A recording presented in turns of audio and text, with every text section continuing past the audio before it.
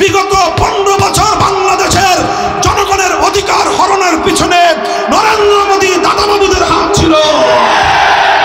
পরিষ্কার বলতে চাই, বাংলাদেশের মানুষের অধিকার নিয়ে আর ছিনিমিনি খেলবার চেষ্টা করবে না। ভারত খান খান হয়ে যাবে। আমার দেশের মানুষের অধিকার ছিনতাই যদি করতে চাও, তোমার দেশের অখণ্ডতা তুমি রক্ষা করতে পারবে না। তুমি মনে রেখো, 18 কোটি মানুষকে তুমি দাবায় রাখতে পারবে না। এদেশের মানুষ প্রতিবাদ করতে শিখেছে, এদেশের মানুষ রক্ত দিতে শিখেছে, এদেশের মায়েরা সন্তানদেরকে যুদ্ধে পাঠাতে শিখেছে, এদেশের সন্তানরা মায়ের চোখের অশ্রু মুছে দিয়ে, বুকের রক্ত দিয়ে মায়ের মাতৃভূমিকে স্বাধীন করতে প্রেরণা পেয়েছে। এ জাতিকে কেউ দাবায় রাখতে পারবে না। আন্তর্জাতিক সাম্রাজ্যবাদী শক্তিগুলোকে বলতে চাই, যদি তোমরা আমাদের সহায়তা করতে চাও, আমরা স্বাগত জানাবো। যদি প্রভু সেজে আমার বাংলার মাটিকে কোনো কায়েমি স্বার্থবাদী অথবা কোনো আন্তর্জাতিক কোন শক্তি নিজেদের ঘাঁটি হিসেবে বাংলাদেশকে ব্যবহার করতে চাও, 18 কোটি মানুষ মাথায় কাফনের কাপড় বেঁধে আমার যুদ্ধের ময়দানে নামবে। সংগ্রামী সাথী ও বন্ধুগণ, আমি আপনাদেরকে আহ্বান জানাই, ইনশাআল্লাহ আমাদের যেই সংগ্রাম শুরু হয়েছে, এই সংগ্রাম একটি পূর্ণাঙ্গ বৈষম্যহীন সমাজ গঠনের সংগ্রাম। এই সংগ্রাম ন্যায় এবং ইনসাফ ভিত্তিক সমাজ গঠনের সংগ্রাম। রাষ্ট্রীয় সকল প্রতিষ্ঠানগুলোকে ধ্বংস করে দিয়েছিল। বিচার ব্যবস্থার কথা কি বলবো?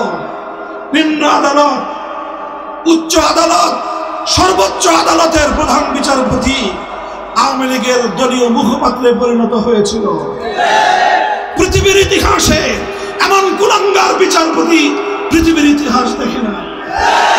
এই সকল কুলাঙ্গার বিচারপতিদের মাধ্যমে বাংলাদেশ থেকে তত্ত্বাবধায়ক সরকার ব্যবস্থাকে সে বিদূরিত করে দিয়ে, তত্ত্বাবধায়ক সরকার ব্যবস্থাকে বিলোপ করে দিয়ে নিজস্ব একতরফা নির্বাচনের মাধ্যমে 15 বছর পর্যন্ত মানুষের ভোটাধিকার হরণ করেছিল।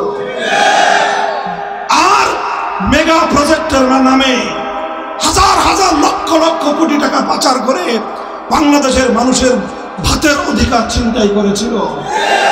এরপর রাতের আধারে যখন তখন যাকে তাকে তুলে নিয়ে গুম করে লাশ পর্যন্ত মায়ের কোলে ফেরত দেয় না।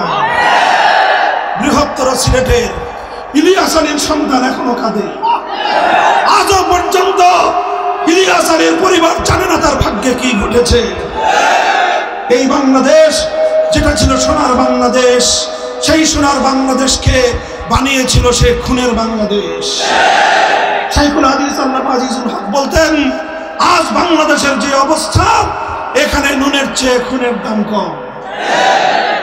আমরা আবার সেই বাংলাদেশ ফিরিয়ে আনতে চাই, যেই বাংলাদেশের জন্য রক্ত দিয়েছিলেন শাহজালাল মুজাররদ ইয়ামানি, যে বাংলাদেশের জন্য সংগ্রাম করেছিলেন শাহজালাল, যে বাংলাদেশের জন্য রক্ত দিয়েছিলেন হাজী শরীয়তুল্লাহ, যে বাংলাদেশের জন্য রক্ত দিয়েছিলেন বীর শহীদানেরা, সেই বাংলাদেশ আমরা গড়ে তুলব ইনশাআল্লাহ। বৈষম্য বিরোধী ছাত্র জনতা মাঠ ছেড়ে দেয়নি। আগামীকাল শহীদ মার্চের ঘোষণা দিয়েছে। আমি বাংলাদেশ খেলাফত মজলিসের পক্ষ থেকে ছাত্র জনতা এই শহীদ মার্চের কর্মসূচির সাথে সংহতি প্রকাশ করছি। ইনশাআল্লাহ যতদিন পর্যন্ত ফ্যাসিবাদের সকল শক্তি বাংলাদেশ থেকে পরিপূর্ণ মূলোৎপাটন না হবে, ততদিন পর্যন্ত আমাদেরকে রাজপথে অবস্থান ধরে রাখতে হবে। আমরা চাই বাংলাদেশ সকল মানুষের অধিকার প্রতিষ্ঠিত হবে। হিন্দু, বৌদ্ধ, খ্রিস্টান, সকল সংখ্যালঘু এবং ধর্মপ্রাণ বাংলাদেশের মুসলমানরা যার যার ধর্মীয় স্বাধীনতা নিয়ে এদেশের সম্প্রীতি সৌহার্দ্যপূর্ণ পরিবেশে বাংলাদেশ তার লক্ষ্যপানে এগিয়ে চলবে। অন্তর্বর্তীকালীন সরকারের প্রতি আহ্বান, 2009 সাল, 13 সাল, 14, 15, 16, 2021, 2024 সালে যত মানুষকে হত্যা করা হয়েছে, যতগুলো গণহত্যা পরিচালিত হয়েছে প্রতিটি হত্যাকাণ্ডের সুষ্ঠু বিচার নিশ্চিত করতে হবে। বাংলাদেশের সাথে ভারতের বন্দি বিনিময় চুক্তি রয়েছে, সেই চুক্তির মাধ্যমে খুনি হাসিনাকে ধরে এনে বাংলার মাটিতে বিচার করতে হবে। যদি সরকারের কেউ কোনো মহল খুনি হাসিনার বিচারকে বাধাগ্রস্ত করবার চেষ্টা করে, তার বিরুদ্ধে বাংলাদেশের মানুষ গর্জে উঠবে।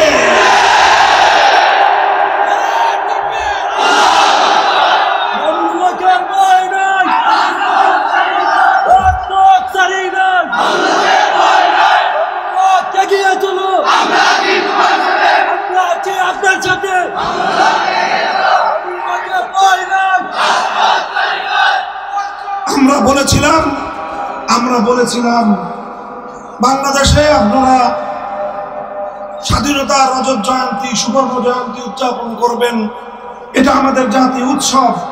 কিন্তু এই উৎসবে নরঘাতক গুজরাটের কসাইকে আহ্বান করে আমার স্বাধীনতার অনুষ্ঠানকে কলঙ্কিত করবেন না। আমাদের কথা ভালো লাগলো না। আমরা বলেছিলাম আপনার মরহুম পিতার ভাস্কর্য বানায় জাতীয় সম্পদ ব্যয় করে আমাদের ট্যাক্সের টাকা দিয়ে আপনি সাধারণ জাতীয় স্থাপনাগুলোতে, মহাসড়কগুলোতে আপনার বাবার মূর্তি বসাতে পারেন না। এদেশের মানুষ আপনার বাবার মূর্তি বানানোর ম্যান্ডেট আপনাকে দেয় নাই। আমরা মুসলিম জনপদে সড়কের মোড়ে মোড়ে এইভাবে তার বাবার মূর্তি বসানোর বিরুদ্ধে তাকে উপদেশ দিয়েছিলাম। মনে রাখবেন, আমরা কিন্তু হিন্দু ধর্মাবলম্বীদের মন্দিরের কোনো মূর্তির সমালোচনা কোনোদিন করিনি।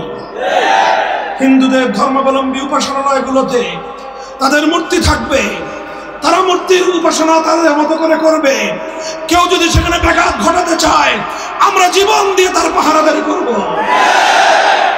কিন্তু মুসলমানদের জাতীয় সম্পদ ব্যয় করে রাস্তার মোড়ে মোড়ে মুসলমানদের গুরুত্বপূর্ণ স্থাপনাগুলোকে বাবার মূর্তি দিয়ে এদেশটাকে একটা মূর্তির আখড়ায় পরিণত করবেন, আমরা উপদেশ দিয়েছিলাম এটা করেন না, ভালো হবে না।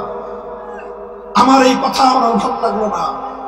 তিনি আমার বিরুদ্ধে ক্ষিপ্ত হয়ে উঠলেন, জাতীয় সংসদে আমার বিরুদ্ধে বিষোদ্গার করলেন। তার পেটোয়া বাহিনী এবং দেশের মানুষের সম্পদে লালিত গোয়েন্দা বাহিনীর সদস্যদেরকে আমার বিরুদ্ধে ষড়যন্ত্র করবার জন্য এড়িয়ে দিলেন আর আমাদেরকে কারারুদ্ধ করলেন। 3 বছর পর্যন্ত কারান্তরালে আমাকে বন্দী রাখলেন। কি পেয়েছেন আপনি? আপনি মনে করেছিলেন জোর করে এদেশের জনগণের কাঁধের উপর আপনার বাবার মূর্তি বসিয়ে দিবেন। 5ই আগস্ট এদেশের মানুষ প্রত্যক্ষ করেছে, জোর করে মানুষের উপর কোনো আদর্শ চাপিয়ে দেওয়া যায় না।